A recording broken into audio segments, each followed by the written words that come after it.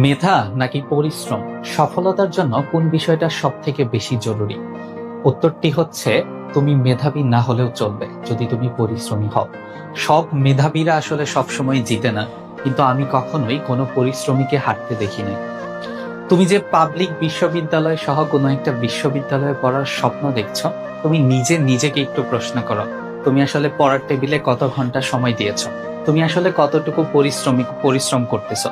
তুমি এইচএসসি তে golden A plus পেয়েছো, এসএসসি তে গোল্ডেন এ প্লাস পেয়েছো, তুমি অনেক মেধাবী ছিলা। এটার কোনো মূল্য নাই যদি তুমি পড়ার টেবিলে পরিশ্রম না করো। তুমি যদি সাফল্য পেতে চাও, তোমাকে পড়ার টেবিলে বসতে হবে। কেননা একটা সফলতার মূল যে সূত্র, সেটা হচ্ছে তোমাকে পরিশ্রমী হতে হবে। পরিশ্রমীরা সবসময়ই জয়ী হয়।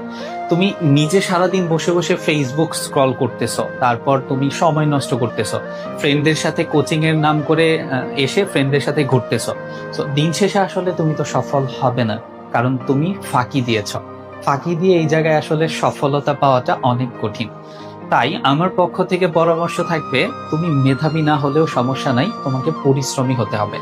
তুমি যদি আমার দৃষ্টিকোণ থেকে মেধার সংজ্ঞাটা হচ্ছে, যে আসলে যত বেশি পরিশ্রম করে সে তত বেশি মেধাবী।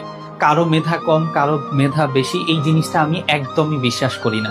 সকলের মেধা সমান। যে যত বেশি পরিশ্রম করবে, তার সাফল্যের সম্ভাবনা ঠিক তত বেশি থাকবে।